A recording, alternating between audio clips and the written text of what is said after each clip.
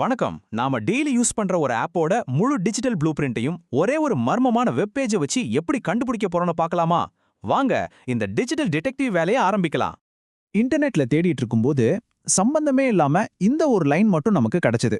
ஒரு மர்மமான க்ளூ மாதிரி இருக்குல்ல, இது எங்க இருந்து வருது, இதோட அர்த்தம் தான் என்ன? இப்போ நம்மளோட முக்கியமான கேள்வியே இதுதான். சும்மா ஏதோ வார்த்தைகளா இருக்கிற மாதிரி தெரியிற இந்த ஒரு பேஜ்ல இருந்து ஒரு பெரிய டிஜிட்டல் பிளாட்ஃபார்மோட முழு ப்ளூ பிரிண்ட்டையும் நம்மளால உண்மையிலே கண்டுபிடிக்க முடியுமா? சரி வாங்க இந்த மர்மத்தை உடைச்சு பார்ப்போம். சரி, இப்போ கொஞ்சம் டீப்பா போலாம். ஃபர்ஸ்ட் பார்த்தா இந்த பேஜ்ல ஒரே வார்த்தை குழப்பமா இருக்கிற மாதிரி தான் தெரியும். ஆனா இதுதான் நம்ம தேடிட்டு இருக்கிற க்ளூஸ். இதை வச்சு தான் அந்த ஆப்போட முழு மேப்பையும் நாம போட போறோம். இப்போ இத பாருங்க, ஒரே கசகசன்னு வார்த்தைகளா இருக்கு இல்லையா? நம்மளோட வேலை என்னன்னா இந்த குழப்பத்துல இருந்து ஒன்னொன்னா பிரிச்சு எடுத்து அதுக்கு ஒரு அர்த்தமுள்ள வடிவத்தை கொடுக்கறது தான். வாங்க நம்ம அனாலிசிஸ ஸ்டார்ட் பண்ணலாம்.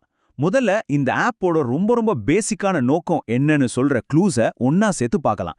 அதாவது மக்களை ஒருத்தரோட ஒருத்தர் கனெக்ட் பண்றது தான். இந்த முதல் செட் க்ளூஸ கொஞ்சம் கவனிங்க. இந்த 3 ஃபீச்சர்ஸ் தான் ஒரு யூசரோட அனுபவத்துக்கு பேஸ்மெண்டே. இது தனிப்பட்ட முறையிலும் சரி, குரூப்பாவும் சரி பேச வழி செய்யுது. சொல்லப்போனா இதுதான் இந்த ஆப்போட ஹார்ட். இந்த டேபிள்ல பாருங்க, அந்த மெயின் ஃபீச்சர்ஸை அழகா விளக்கியிருக்காங்க. காலிங் மூலமா நம்ம வாய்ஸ்லயும் வீடியோலயும் பேசிக்கிறோம். மெசேஜிங்னா சும்மா டெக்ஸ்ட் மட்டும் இல்ல, நம்ம ஃபீலிங்ஸை காட்ட ஸ்டிக்கர்ஸ், ஜிப்ஸ்னு எல்லாம் இருக்கு. குரூப்ஸ் அது நம்ம சோஷியல் கனெக்ஷன்ஸை ரொம்ப ஈஸியாக்குது. பாத்தீங்களா, ஒவ்வொன்றுக்கும் ஒரு ஸ்பெசிஃபிக்கான தேவை இருக்கு. ஓகே, பர்சனலா பேசுறது தான் இதோட மெயின் வச்சுக்கலாம். ஆனா எந்த ஒரு ஆப்பும் அதோட நின்னுடுமா என்ன? கண்டிப்பா இல்ல. யூசர்ஸ் தங்களை இன்னும் பெரிய அளவுல வெளிப்படுத்த நினைக்கும்போது பிளாட்ஃபார்மும் அதுக்கேத்த மாதிரி வளரணும் இல்லையா? அப்படி 1-to-1ல இருந்து 1-to-many கம்யூனிகேஷனுக்கு இந்த ஆப் எப்படி மாறிச்சுங்கிறத தான் அடுத்த க்ளூஸ் நமக்கு காட்டப் போகுது. நம்மளோட அடுத்த 2 க்ளூஸ் என்னன்னா ஸ்டேட்டஸ் அப்புறம் சேனல்ஸ். ரெண்டுமே தகவலை ஷேர் பண்றதுக்கு தான். ஆனா ரெண்டுக்கும் நடுவுல ஒரு பெரிய வித்தியாசம் இருக்கு. அது என்னன்னு பார்க்கலாமா? இந்த கம்பேரிசன்ல பாருங்க, அந்த வித்தியாசம் பழிச்சுன்னு தெரியுது. ஸ்டேட்டஸ்ங்கிறது நம்ம ஃப்ரெண்ட்ஸ், ஃபேமிலி கூட க்ளோஸா ஷேர் பண்ற ஒரு பிரைவேட் விஷயம். ஆனா சேனல்ஸ் அப்படி இல்ல. அது உங்களை ஃபாலோ பண்ற யாருக்கு வேணாலும் விஷயத்தை கொண்டு சேர்க்கிற ஒரு பப்ளிக் ப்ராட்காஸ்ட் மாதிரி. இதுல இருந்து என்ன தெரியுது? இந்த பிளாட்ஃபார்ம் பிரைவேட்ல இருந்து பப்ளிக் ஸ்பேஸுக்கும் வளர்ந்துருக்கு. சரி, இப்போ நெக்ஸ்ட் ஸ்டேஜ். ஒரு பிளாட்ஃபார்ம் யூசர்ஸை பிரைவேட்டாவும் பப்ளிக்காவும் கனெக்ட் பண்ணியாச்சு. அதுக்கப்புறம் அதோட அடுத்த கட்ட வளர்ச்சி என்னவா இருக்கும்? யோசிச்சு பாருங்க. காசு, ஆமா, வருமானம்.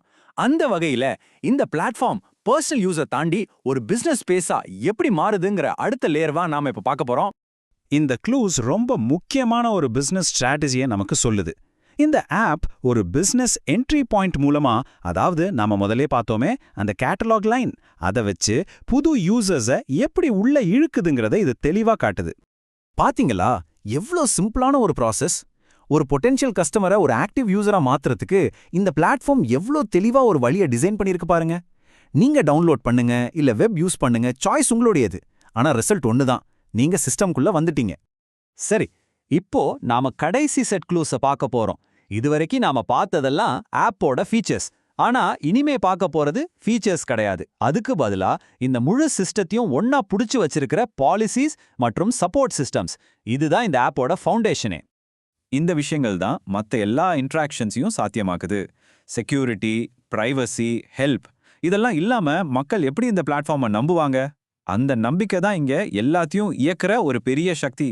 செக்யூரிட்டியை இந்த பிளாட்ஃபார்ம் எப்படி டிஃபைன் பண்ணுதுன்னு பாருங்க. நீங்க சேஃபா இருக்க உதவுற பல லேயர் பாதுகாப்பு.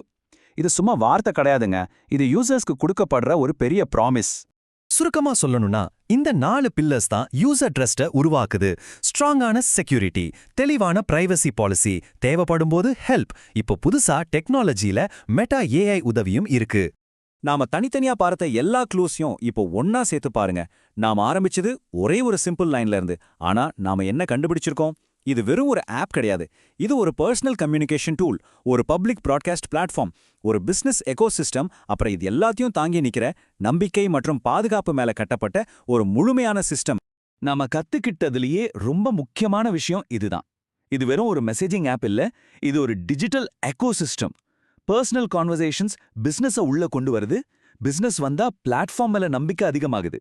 பாத்தீங்களா, ஒவ்வொரு ஃபீச்சரும் இன்னொன்னோட கனெக்ட் ஆகி ஒன்னு வளர்த்து ஒரு முழுமையான டிஜிட்டல் உலகத்தையே உருவாக்குது. இப்போ உங்ககிட்ட ஒரு கேள்வி. இந்த அனாலிசிஸ் மூலமா நமக்கு ஒரு புது பார்வை கிடைச்சிருக்கு இல்லையா? இப்போ இதே கண்ணோட்டத்தோட நீங்க டெய்லி யூஸ் பண்ற மத்த டிஜிட்டல் ஆப்ஸை பார்த்தா அதுக்குள்ள என்ன மாதிரியான ப்ளூ பிரிண்ட்ஸ் ஒளிஞ்சிருக்குன்னு உங்களால கண்டுபிடிக்க முடியுமா? கொஞ்சம் யோசிச்சு பாருங்க.